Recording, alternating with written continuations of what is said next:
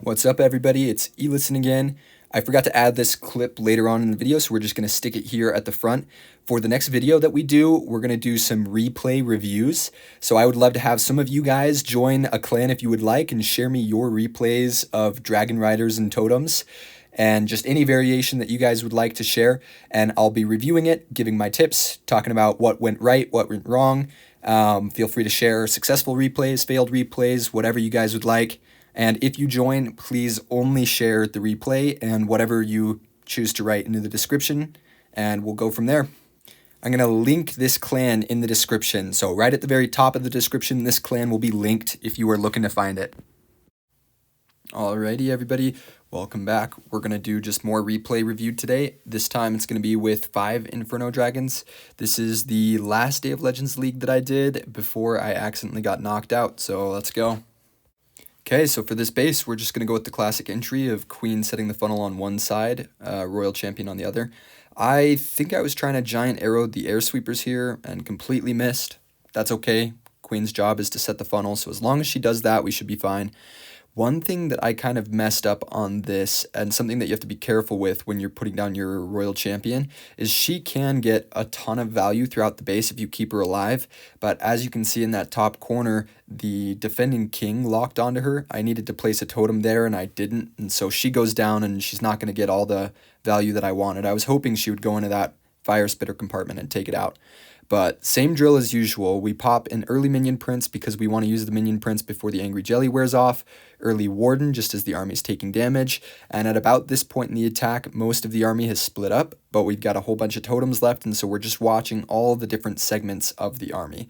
So there's always a lot going on in every little bit of the base, but as long as you're watching, it's fine. Now, I've talked a little bit about using the meteor staff. That's what I prefer on the minion prince. The dark orb is just a no-brainer. It's one of the best equipments. And I get a lot of comments and people just asking about the dark crown instead of the meteor staff, or people saying that they don't have either of those equipments leveled up.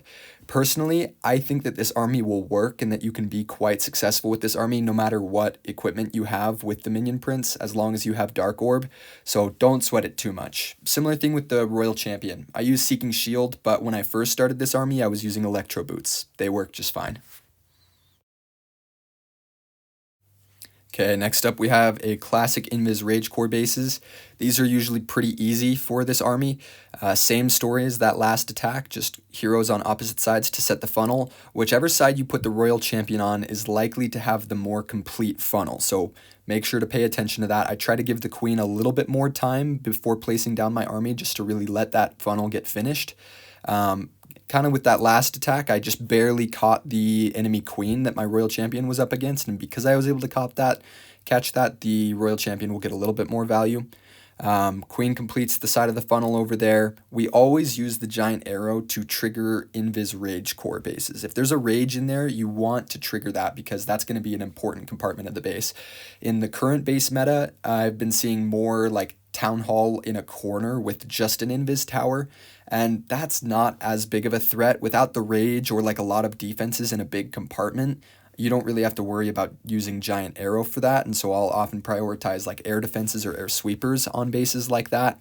But the core of this base is just too high value. That'll be the main target. Once we charge in there, then the base is just done for, as you can see here. I kind of made a mistake. I wasn't watching all the Inferno Dragons that I had on that right corner, and so they went down. It probably would have been worth using like 1 or 2 totems to keep those alive, and then that compartment would have cleared out just a little bit faster. But at the end of the day, it doesn't matter too much here. So I think we went 282 today. So a decent day. We had 6 triples and actually a 1-star that you guys will see later today. This base took me a little bit of time to figure out exactly how I wanted to approach it. I was a bit unsure because there's a lot of open space throughout the center of the base, so what I decided to do was set a really nice funnel right in the center by using my queen and my royal champion.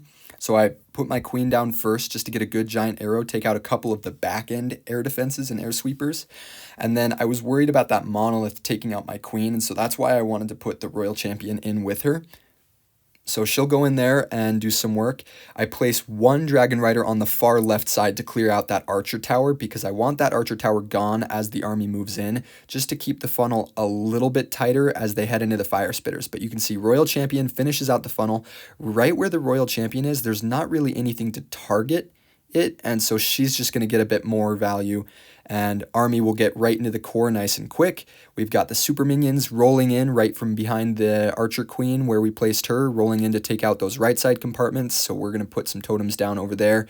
And I kind of mentioned in the last video that the Inferno Dragons do a great job of getting rid of the trash buildings, and so we can see the long shot on the super minions just got a ton of value there because there just wasn't really anything in the way. They just rolled in and took things out.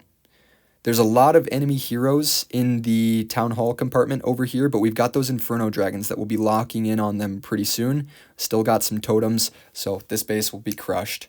We just move through it nice and quick, place down our last few cleanup troops. Not that they do too much in this attack, but they'll just speed things up a little bit. Giant is still up, Queen is still up. The Minion Prince got hit by an air mine, but easy 3-star. Okay, this next attack is just filled with a lot of little mistakes. We go with the classic way to start the funnel, Royal Champion top side and Queen bottom side, but I wasn't paying enough attention to the Royal Champion, and so she goes down to the enemy king too fast. I didn't finish the funnel that I really wanted to finish, and as a result, because the Royal Champion didn't do her job entirely, we end up getting our army to split right through the center, which isn't always an issue, but my Minion Prince left, you guys will see, my Minion Prince splits off from the Warden, and so that was kind of the main reason that we had quite an issue here with this attack. So we're going to get some troops going off to the scatter shot. I was hoping the scatter shot would be gone here, and we popped the Warden ability. It would have been so great if the Minion Prince had just stayed in there, but there goes the Minion Prince onto the Revenge Tower, and Minion Prince got hit by an air mine. So at this point in the attack, I could have still tripled this if I had just cut my Minion Prince loose, I think. But I made the mistake of investing more totems into the Minion Prince, and so he goes down, and you can see on that top side, there's 2 totems that are just wasted, just getting beat away on. And this attack ends up being really close. Probably could have been saved with just, a couple extra totems. But the funnel, I think, was fine. I probably would have tried to hit it the same way, just get a totem down sooner for the Royal Champion. And the Inferno Dragons usually last through most of the attack. You can see we've still got almost all of the Inferno Dragons alive here, and they're strong. They'll do a lot of work, but by the time they get back to that scatter shot, the attack is kind of just petered out. So we'll 2x speed here. Yeah, multi-gear tower takes out the Queen, and it's just not quite enough. So we did have the furnace that took out the 2 trash buildings on the top side, so we were able to get 30 trophies. Alrighty, we're going to funnel this one basically the same way, but this time I'm not going to make the mistake that I made last time, and I'm paying closer attention to my Royal Champion. As the enemy king comes up, we're going to drop a totem right on top of him as he gets close. That way he doesn't lock on, but use our rocket spears to clear him out, which is a little unfortunate, but the important thing is that the Royal Champion stays alive, and I can trust the Royal Champion to go and clear out that backside Fire Spitter compartment. I'm going to pop Minion Prince ability, use the Warden early as usual, right? And the army's splitting in a nice way this time. I've got the Minion Prince with the Warden where he's going to be safe. I can invest totems and trust that they'll go to good use. The Royal Champion is helping out those Dragon Riders on the top side, and there's just not too much to take them out. So the Inferno will do some good work on them, and it'll trigger the poison, which is exactly what we wanted. We've got an Inferno Dragon taking out the Guardian.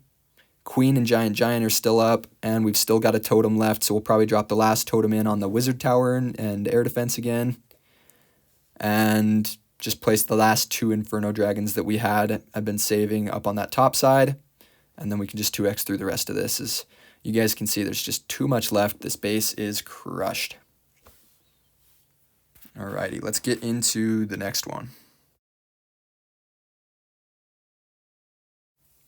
Okay, these bases are always a little bit trickier when it's like a ring around only the town hall. It can be really tough to get in to clear out the town hall. So what I like to do is I'll do my heroes together, Queen and Royal Champion, kind of just on the bottom side. I chose to attack from the bottom side just so that I could clear out the Revenge Tower a little bit sooner and maybe trigger that Poison Tower.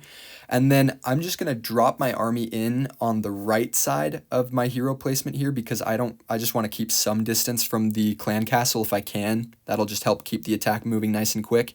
And then my plan is for my army to just simply path in a circle around the base. I've got my Siege Barracks that when it pops and the super minions come out, they'll hopefully get to the town hall if stuff is out of the way. I mean, I've got some cleanup troops if need be. I can drop an Inferno Dragon in towards the town hall. But as we go through the ring of this base, there really just isn't much left to stop us at all. I mean, Queen will be able to take out the defending clan castle troops. I mean, those will honestly probably take out my clan castle troops, but it's just not enough to stop us, though. We can drop some totems to protect the Inferno Dragons on the outside of the base to just keep the Minion Prince and the Dragon Riders and other Inferno Dragons heading through that important part of the base that we need. And we've still got 4 totems, so that's all we need. As a couple of these defenses go down, we'll drop in some minions for the Town Hall, and that'll be that for this base. So I know a lot of people have been recommending Overgrowth for this army. I personally don't like using Overgrowth, but that's, I'm not saying that Overgrowth is worse for this army. I think it's important to find something that works for you. I'm just not a big fan of Overgrowth. If I was, I would be using it. But I definitely think that you can use Overgrowth and be successful. And that's kind of the same story with like other hero equipment. If you don't have something maxed, I mean, you can totally try it out with something, an equipment that you have maxed. If it works for you, then keep running it. That works. So right about this point in my attacks, I'm thinking, all right, I had 1 fail and we got 30 trophies from that. So this will be a nice like 310 day. Right off the bat on this attack, I misplaced a totem. I was trying to check the range on the Expo and then I accidentally dropped a totem down and just totally wasted it.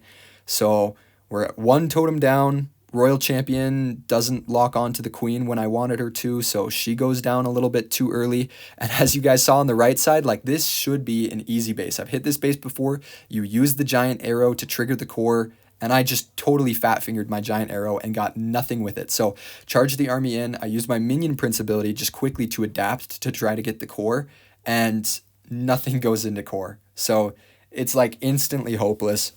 I don't even know why I kept trying. Like, I have nothing for the core. The Raged Inferno Towers are just going to destroy the Minion Prince no matter how many totems I place in there, and it's just game over.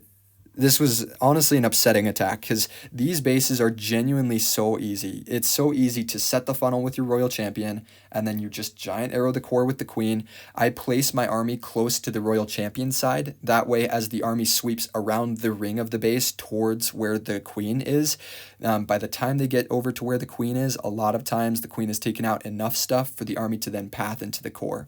But massive fail on this one. Can't believe it. After my rookie mistakes, though, got a fire in me. I'm ready to just rip through this next base. I've hit this one before. I like to put the Siege with the Royal Champion because I find it just deals with the long shot and the Town Hall really well if I do that. And then I Queen on the left side because you can get 2 air defenses and some sweepers if you hit the arrow just right. There's a bit of multitasking. You have to really watch the Queen, otherwise she'll go down to the Clan Castle and the Rico Cannons. But if you get your abilities through the core over there and make sure to totem to protect the Royal Champion for as long as you can, then by about this point in the attack, you can just already tell this base is crushed. Everything that's important is down. We've still got 3 totems left, so we'll just sweep through the base, make sure to block the Fire Spitter so that it doesn't do max damage against the troops, block the Monolith, and then the last 2 important troops here are those air defenses, and those will go down shortly as well. I mean, there's just too much stuff left up on this base. So, as I mentioned earlier, I had been meaning to do my attacks for Legends League on Saturday and then also on Sunday so that I could just stay in Legends League, but I totally forgot. So I missed my attacks on Saturday. These are my attacks from Sunday, and I am officially an Electro 33 goon, and I will have to promote back to Legend next week. that'll be it for today, just reviewing those 8 attacks. For a future video, I would like to review some of your guys' attacks, your good attacks, your bad attacks, maybe let you know what you could do better, just my thoughts on your hits. So I'm going to make a clan and link it in the description. Feel free to join that clan over this next few days and share any replays you guys would like me to review. All right, see you guys later.